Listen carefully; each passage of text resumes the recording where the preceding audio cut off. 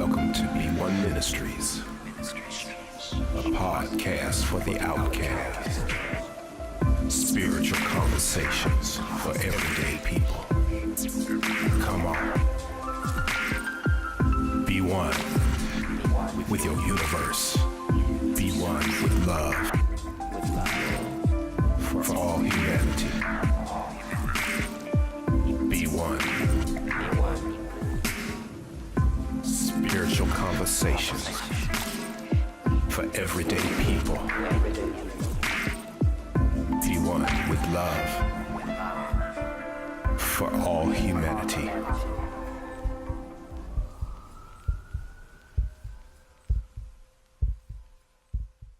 It's been speaking to me about just sharing my life and my dear friends' lives via this medium, and it's called Be One Love. And just very, very, very much what you were just talking about, being one, because we're really not separated. Like, that's an illusion, right?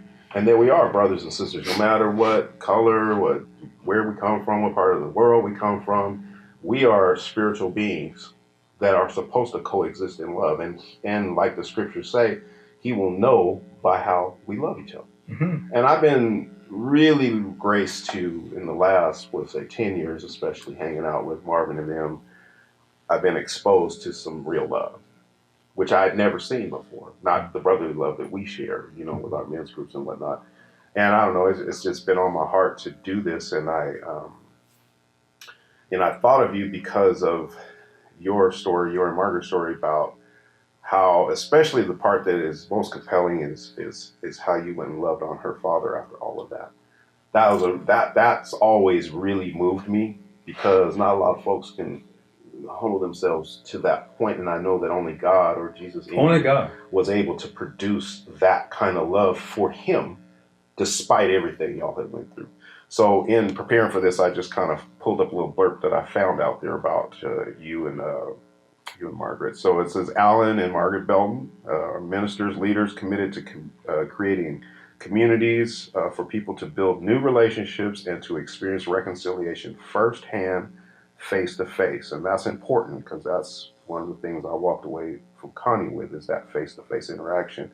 And they have been working with local organizations with a common vision to see families reconcile to God and each other. Some areas of reconciliation are, and y'all coach and mentor emerging leaders like myself and Marvin and a lot of other folks I see you doing that with, and teaching forgiveness and reconciliation workshops. That's important, because wisdom's passed down, and that's a big thing nowadays, especially with our young people. No one's passing it down. Right. And I wanted to create a platform that they could better hear, even if they're not going to church or this or that. Mm-hmm. Find somewhere where you're being fed, mm-hmm. And in a way you could receive it and not necessarily feel all weird about, because, with the multimedia stuff now, a lot of kids is online looking at crazy things. Why not look at some of this kind of stuff? And you support a lot of local pastors. You do lots of speaking engagements. I mean, I can't even count how many that I've seen you participate in. And how many years did you chair the Dr. King's prayer breakfast here? 6 years. 6 years. So you did that, and you exchanged a lot of ideas with community, corporate, business leaders for neighborhood reconciliation, and you tend to inspire a lot of meetings about how do we do that, and and in all of that, so Pastor Belton, one of the, I think, key reasons that I needed to have you in this with me is because I'm a youngster, I'm learning, but wisdom that you have is something that I aspire for as I become an older man. And so I kind of lean towards your fatherly wisdom. And I appreciate how much you've poured into myself personally, but really I've seen you pour into whole community. And you've done it in ways that especially African-American brothers don't necessarily mingle with, for lack of a better word, white folks, right? And you have found a way to be in that with folks without any of the craziness that I don't know. I just, it's so sad how people get in these little niches and they can't seem to come out their own little neighborhood or whatever. And I really appreciate you making it okay for me to do that. Because I've been able to be in some pretty like crazy, like really big relationships that I would have never. I mean, my boss. Like, come on now. Yeah. See how, I mean, come on now. So anyway, I'm not real good at this interview thing, but I'm learning. I'm practicing, and so I had a few questions for you, and so the whole foundation of B1 Love is to really shine a light on love and how important and healing love is, and a lot of times we use love out of context. To me personally, you can say, I love pizza and I love my wife. Like, it don't add up for me. Like, I like pizza, don't get me wrong, but I love my wife. That's a different kind of love. And so when you think of the word love, like in a definition of your experience, what would you say to that in terms of the definition of love?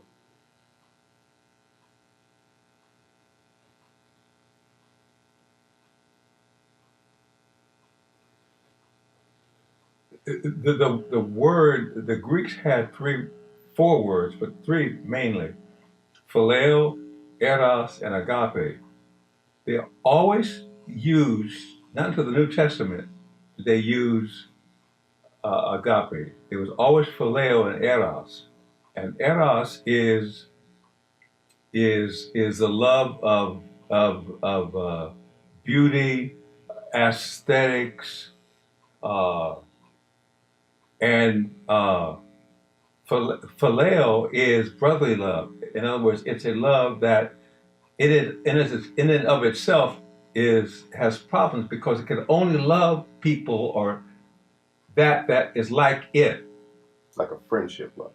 Right. It's kind of like the way I say love is like, if you know anything about track, I participated in track in my high school days, and I shot put it. I weighed about 190 pounds, and one day Mars got that. One day we had a track meet, and the miler didn't show up the long distance. They needed someone else to run in the long distance. So I thought, I could do that. Well, what I discovered, after about one lap, when everybody had lapped me, that wasn't my event. Right. Because I was not able. At first, I was too large. A distant runner is not. It's not going to be heavy. A necessity. To be able to endure. So, Eros is like a sprinter in a marathon. The sprinter focus is getting out of the block and running as hard and fast as he can for 100 yards. The middle distance, somewhat less, but then the marathon is not how fast he get out of the block, but can he finish? Right. And where I think phileo, that's why racism is there. The flip side of racism is I will love those who are like me. And I think Hitler really raised it to the level where he actually put to sleep the conscience of the German Christians, where the Bible was translated, first printed, so to speak, a Christian place to kill 6 million Jews who were, and the basis was that we are the Aryan race, we're better than they are. Thus, we can we've got to destroy them. After all, what will happen if they intermingle with us and we are superior? Mm. So that's phileo at its worst. Mm. So that can exist in a negative context. The phileo can be actually ascribed to something dark. Yeah. In fact, that's what they said was they were not. You have to even watch it even in sports. I mean, if you're on another team, you wear a different uniform, you wear different colors. Right. You see, and you must love you sing the fight song and that for your team. Right. What I appreciate about real athletics, the whole athletics is that yes, I do play basketball, but what I like about NBA, I notice in particular, is when they get through playing hard, they slap each other on the back, and there's a community, even though they're playing for the Celtics and someone's playing. So okay, it's called sportsmanship. I guess that's what. So, Phileo wants to, but it is unable. It can only go that short distance. That's why the Greeks never used agape, because agape is a decision to love and not a reciprocation. It's what Jesus, when he said, you must love your neighbor, you must love your enemy. You say, wait a minute, well, how can I love my enemy? Well, phileo doesn't love people that don't look like it. Eros doesn't love things that aren't pretty enough or not beautiful enough. Mm. Agape is the love that Jesus speaks about. It loves unconditionally, without the expectation of even receiving back. At all. At all. So it's kind of parallels with grace in a way. Yeah. And its roots are in God's love.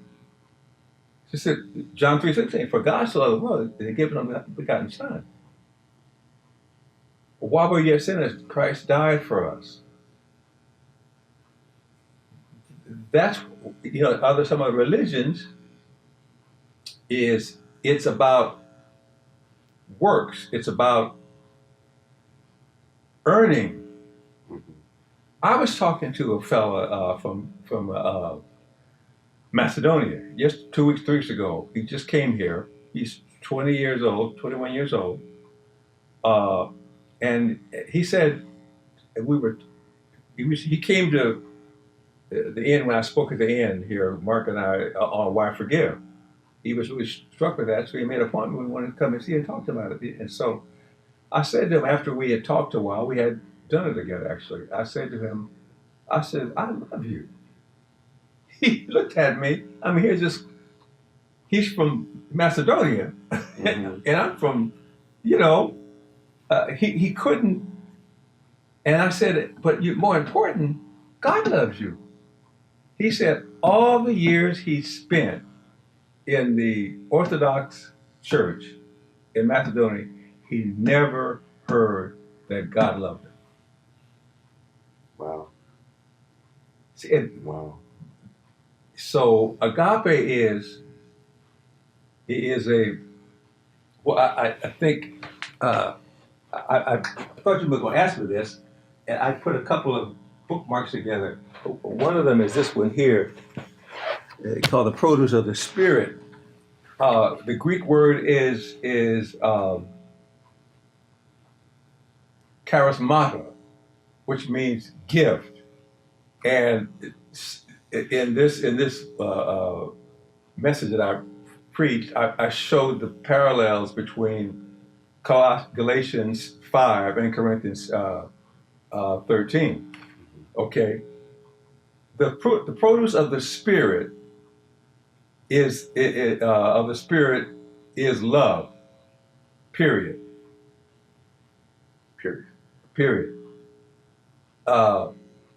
Joy is love singing. Peace is love resting. Patience is love enduring. Kindness is love sharing. Goodness is love's character. I like that word. I used to say Wow. character. How you acting? How you acting, Wow. boy? What's your character like? Wow, that's amazing. I've never heard it that way. Faithfulness is love's habit. Mm. Yeah, that's beautiful. Gentleness is love's touch. Temperance is love in control. And speaking of that, that kind of leads to my Yeah. next question. So, given your story, which I've heard a couple different times, one of the things that always has intrigued me about that story is how do you love when you've been hurt or betrayed? Like, personally, like a personal one-on-one betrayal, or, just a very pointed, and you Yeah. experienced that, you and Margaret experienced that coming up, trying to be just married and love one another in a world where that was not okay to be biracial married or whatever you want to call that. Well, I've been kind of thinking this word about climate. That's rainy and windy. In certain climates, you wear different clothes. I mean, and the climate in the world is directly opposed to what the Spirit wants to do. And what I realized when I was going to go down to church and speak to the church about forgiveness, because the core of reconciliation is forgiveness. And because bitterness is like you eating poison and expecting the person that you dislike or have bitterness against to die. Mandela said it much better when he was freed after 27 years in prison, chopping rocks as a jurisprudent. He was a great lawyer. At his dinner, celebrating his coming out and being nominated to be the president, he invited guests. Well, he invited his prison guard, who had mistreated him, and they became friends. He invited him to the dinner, and here was Winnie, his wife, who just passed here a couple of weeks ago now, sitting here, and Mandela sitting here, and his guard sitting there. And so people came and said, "Well, why you got him sitting? You could have another table at least." He said, "Well, if I didn't forgive him, I'd still be in prison."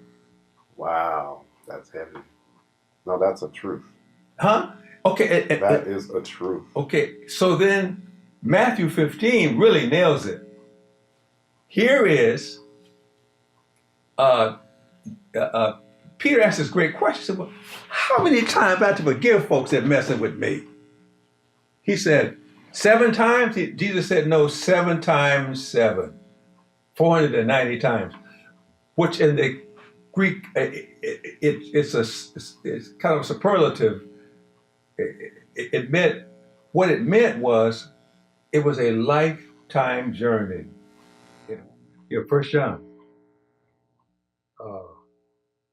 There's no fear in love, but perfect love drives out fear, because fear has to do with punishment.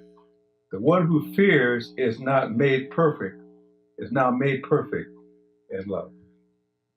That's 1 John 4:18. See, they are adversaries. Love and fear. So I in my, I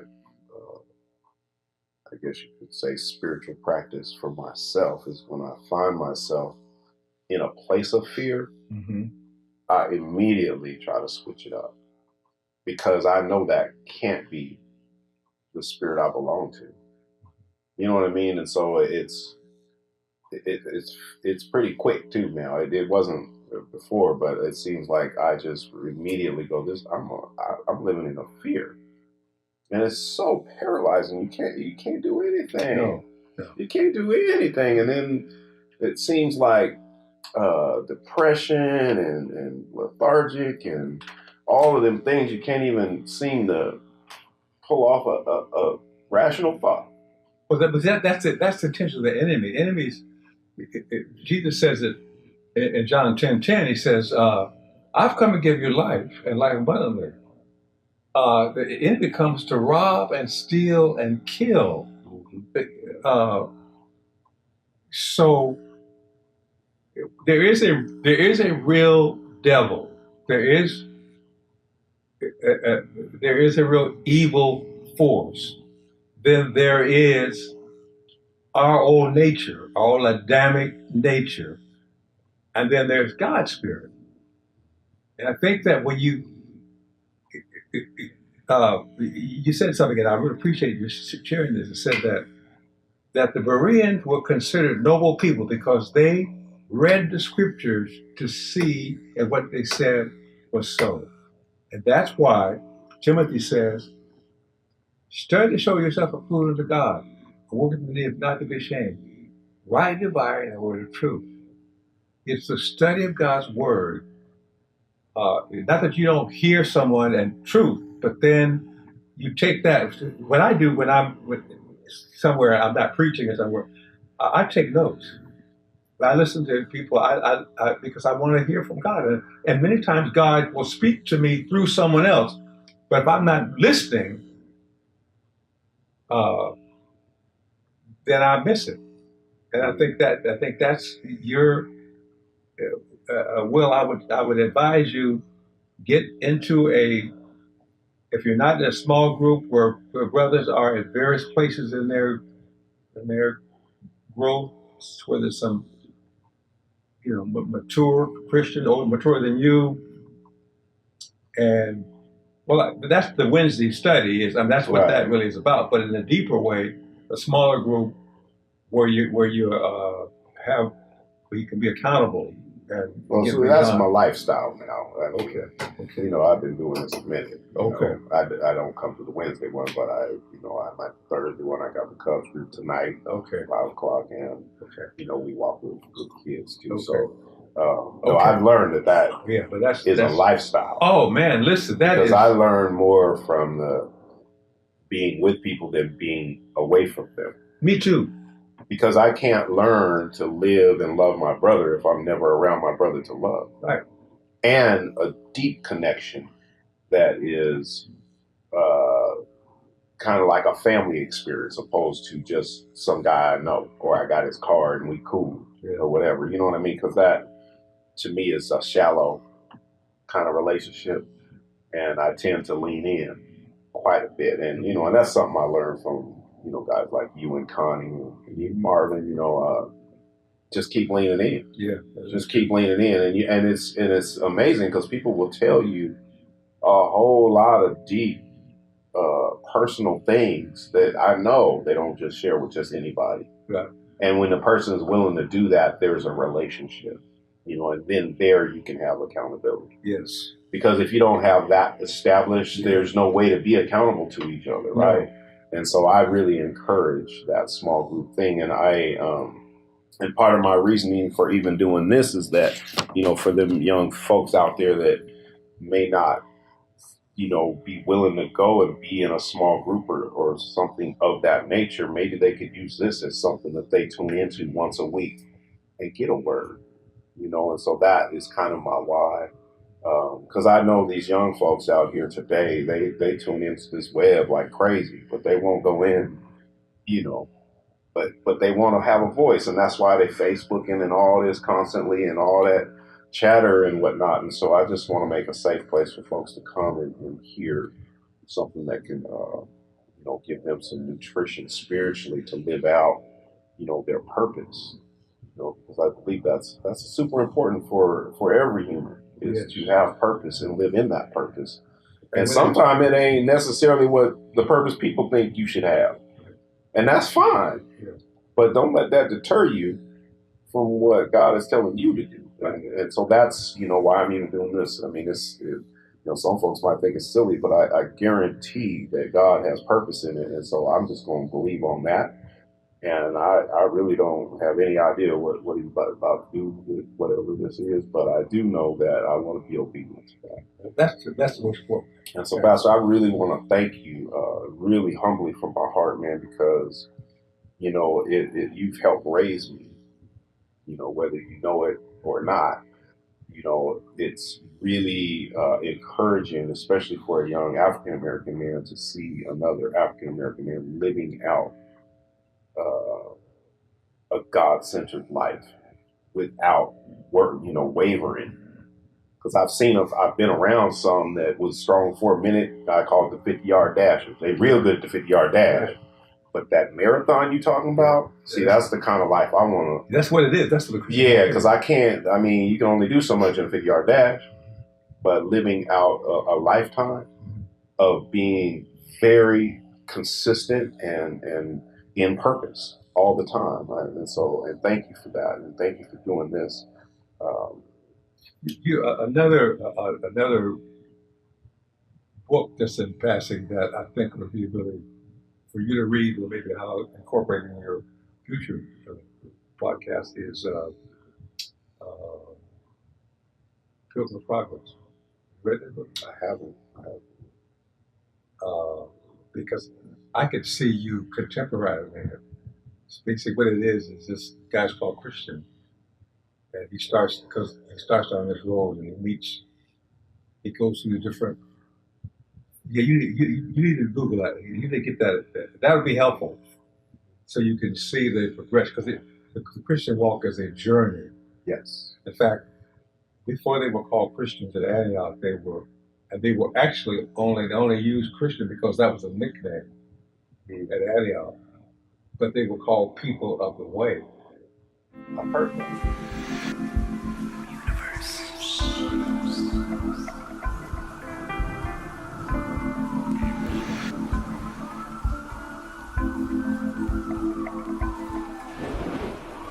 Welcome to B1 Ministries, a podcast for the Outcast. Spiritual conversations for everyday people. Come on. Be one with your universe. Be one with love for all humanity. Be one. Spiritual conversations for everyday people. Be one with love for all humanity.